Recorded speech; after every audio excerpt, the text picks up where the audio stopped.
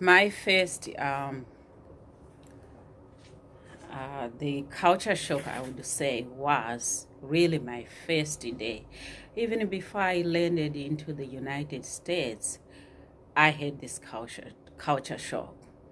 And it was in the plane, and I was coming out of Heathrow uh, International, and we were crossing across the Atlantic, getting into JFK.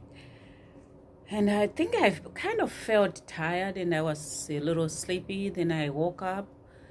Then I looked outside. I had just got in the plane. It was maybe around 6, maybe 6:30 or something like that. Maybe it was 3 hours into it. So we are talking somewhere around 9:30, I believe. And I looked and it was bright outside. And I thought, how come it's bright like that? So I looked at it, the lady next to me, and I said, what time is it? And she said, it's 9:30. And I thought, am I hearing the right thing? I said, 9:30 p.m.? She said, yes. Then I thought, wow, 9:30 p.m.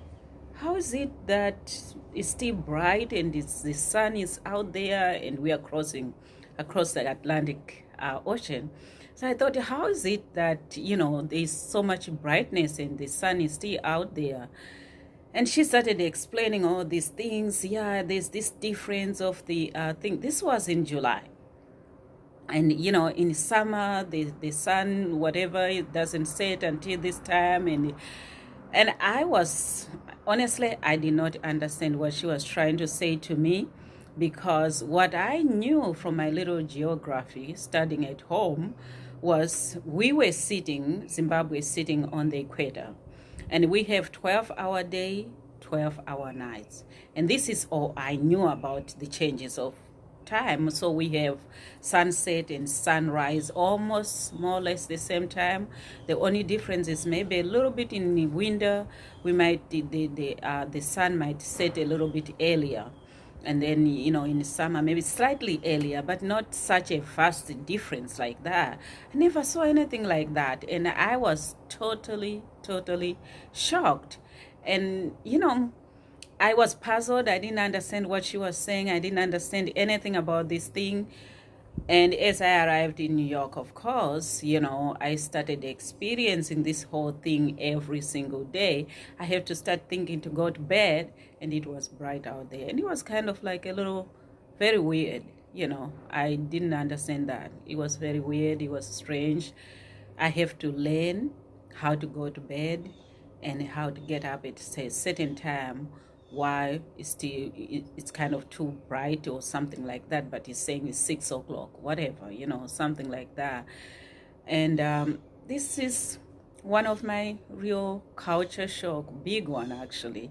I never expected this one. All I have heard before was, there's differences of time somewhere in the world, in different parts of the world. Sometimes while we are sleeping, other people are getting up, and while we are getting up, other people are sleeping.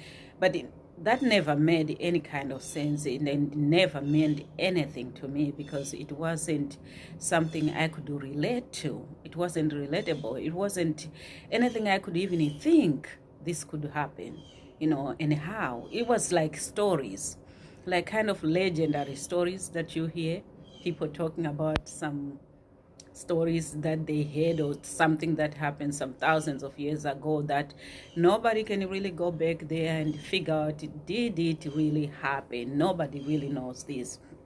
All they know is that there's a story that goes like that, and that was how it was for me with weather. It was like there's a story like this, but then when I experienced it, that whole first experience was really mind change. It was like real. These things are real.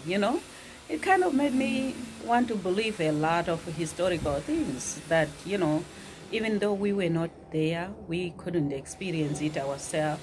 But these things are real. They did happen to other people, to other things.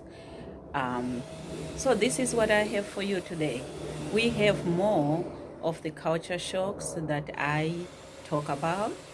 And my name is Elece. If you haven't watched my videos, I'm a native of Zimbabwe, born and grew up in Zimbabwe, and I've lived in the United States for more than 25 years. And what I share in this channel is about my experience living in Zimbabwe and all the different culture shocks that I had to meet when I come into this country. And anything in between there. So this channel deals with those things, plus we'll be doing things like cooking, food. It's also going to be a culture thing. Anything that deals with culture in between, this is the channel.